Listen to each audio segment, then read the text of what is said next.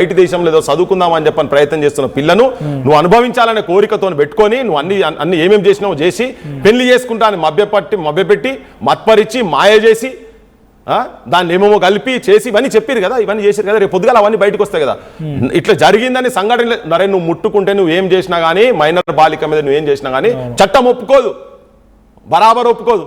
నువ్వు తల్లిదండ్రులకు చెప్పి చేస్తారు ఎవరైనా వాడు తీసుకుపోయి హరాజ్ చేసిండు ఆ స్టేజ్లో నువ్వు ఇట్లా ముట్టుకుంటే ఆమె వచ్చి నా మీద ముట్టుకున్నాయని చెప్పని కంప్లైంట్ ఇచ్చే బాపతోళ్ళు వీళ్ళంతా అట్లనే కదా ఇవాళ. ఇప్పుడు వాళ్ళు రివర్స్ అయ్యి అంటే ఇప్పుడు సోషల్ మీడియా జనరల్గా జరిగేటువంటి డిస్కషన్లో చాలా వరకు తెలంగాణ ఉద్యమం నుంచి కానీ ఇప్పుడు జరిగిన ప్రతి సిచ్యువేషన్ మనం చూస్తున్నాం. చాలా మూమెంట్స్ మీరు తీసుకున్నారు కూడా.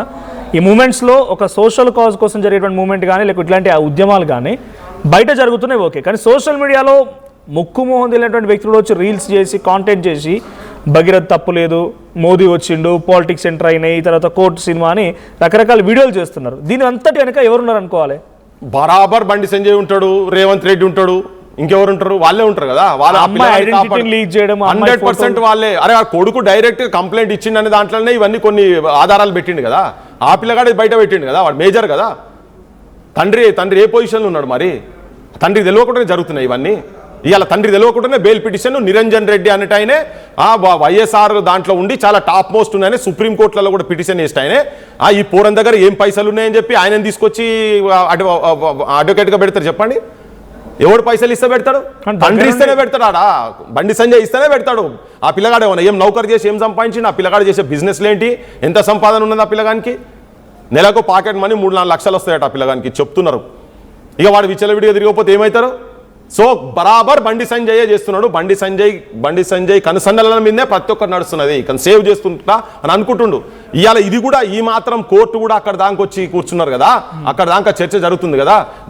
జనం ఒత్తిడితో జరుగుతూ ఉన్నది అంతా. సో ఇదంతా పక్కకు పడేస్తే ఆ అమ్మాయి మైనరా కాదు, అది నిన్నటి దాకా కాదని పెట్టిండ్రు.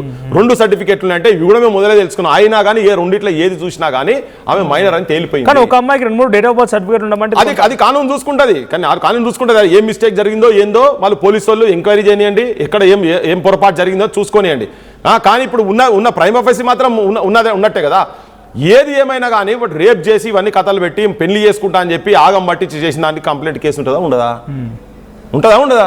పోక్సో గట్టిగా ఉంటుంది. మైనర్ అని తేలింది. ఇప్పుడు మైనర్ అంతా లేకపోతే ఇంత హై ప్రొఫైల్ కేసులలో కేంద్రంలో మొత్తం భారతదేశంలో ఉన్నటువంటి అందరి లోపల చర్చ రేపొద్దుగా జరుగుతుంది కదా. పోక్సో కేసు అంటే ఇదేదో ఇక్కడ స్టేట్ మినిస్టర్ కాదు కదా, minister of state in union cabinet కదా. ఇది దేశం మొత్తం చర్చ జరిగేది. అట్లా వాళ్ళు ఈ పొరపాటు చేస్తారా?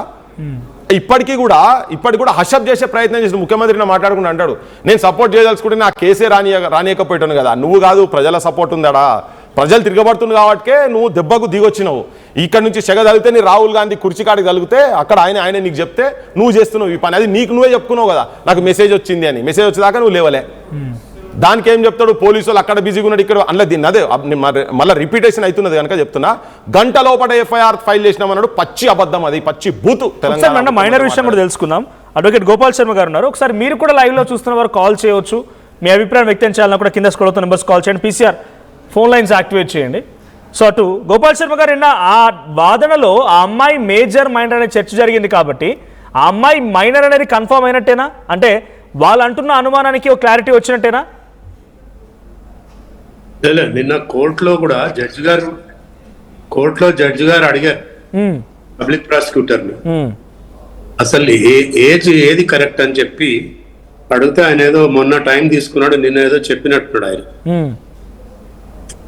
జనరల్ గా సీల్డ్ కవర్ లో ఇస్తారు వాళ్ళకి, కోర్టుకి, బయట వాళ్ళకి తెలియదు. ఆ సీల్డ్ కవర్ లో ఏమి ఇచ్చారో మనకు తెలియదు. అంటే ఓవరాల్ గా అయితే నిన్న ఇంటర్వ్యూ బెయిల్ రాకపోవడానికి తను పోక్సో కేసు ఎదుర్కొంటున్నాడు కాబట్టి రాలేదు. సో పోక్సో అనేది కన్ఫర్మ్ అయింది, ఏజ్ బిలో 18 అనేది కన్ఫర్మ్ అయింది అనే రకంగా అనుకుంటున్నాము. సో లీగల్ టర్మ్స్ లో ఓకేనా? లీగల్ గా అట్లా ఉండదండి.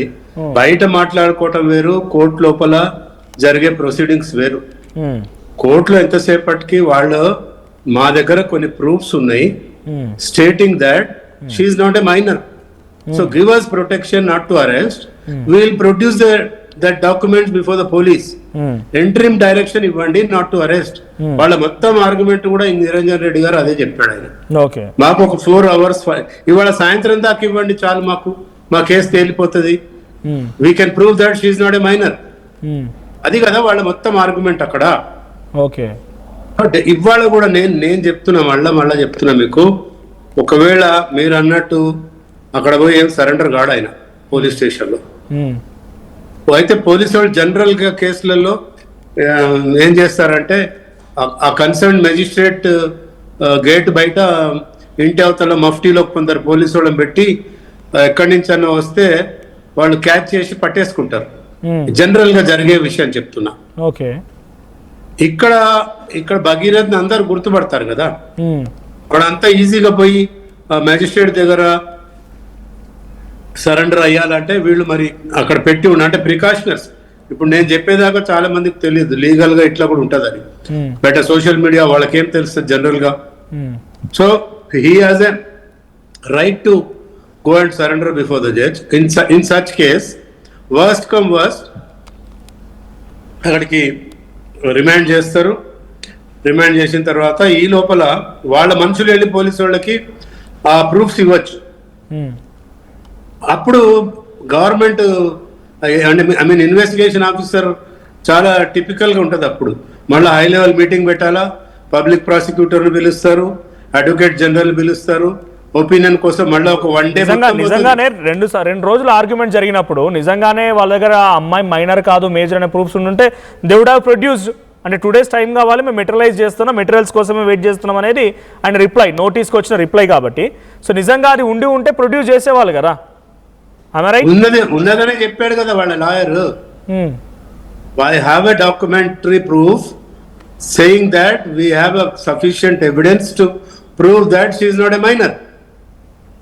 లేకుండా అంత సీనియర్ అడ్వకేట్ అంత గాలిలో చెప్పారండి. టాప్ నాచ్ అడ్వకేట్ సుప్రీం కోర్టులో అంత గాలిలో కబుర్లు చెప్పరు ఆ స్థాయి ఉన్నోళ్ళు. I know him personally. అట్లా చెప్పరు. అట్లా of course he may be A top notch advocate, but ఉంటే ప్రొడ్యూస్ చేసే వాళ్ళే కదా. అంటే లేదు అనే రకంగా కోర్టు కాదు కదా ప్రొడ్యూస్ చేయాల్సింది, పోలీస్ స్టేషన్ లో ప్రొడ్యూస్ చేయాలా. అందుకు నాకు టైం ఏంటని అడిగారు. అది టెక్నికల్ గా అంటే చాలా తెలివిగా ఆర్గ్యుమెంట్ చెప్పారు. అది మమ్మల్ని మాకు స్టేటస్ కొన్నా ఇవ్వండి, నాట్ టు అరెస్ట్ ఇవ్వండి, ఆ అబ్బాయి పోయి అక్కడ పోలీసు వాళ్ళకి ఇస్తాడు అని ఆ ప్రొటెక్షన్ కోసం చెప్పిన మాటలు ఇవన్నీ, ఎంట్రీ ఆర్డర్ కోసం చెప్పిన మాటలు. Okay. At the same time ఇందాకనే మాట్లాడుతున్న టైంలో కొంతమంది సోషల్ మీడియా ఎవరైతే ఆ అమ్మాయి ఐడెంటిటీని రిలీజ్ చేశారో వాళ్ళపైన కూడా కేసులు నమోదైనట్టు అంటున్నారు. అంటే వాళ్ళపైన ఈ పోక్సో లాంటి కేసుల్లో ఎటువంటి చర్యలు ఉంటాయి జనరల్గా? అంటే ఎవరైతే ఐడెంటిటీని లీక్ చేస్తారో వాళ్ళు కొంత క్యారెక్టర్ అసాసినేషన్కి పాల్పడతారో అటువంటి దాంట్లో అది మిగతా నార్మల్ సెక్షన్ 11, 12 అవి పెడతారు. 3 years అవి. ఎందుకంటే పోక్సో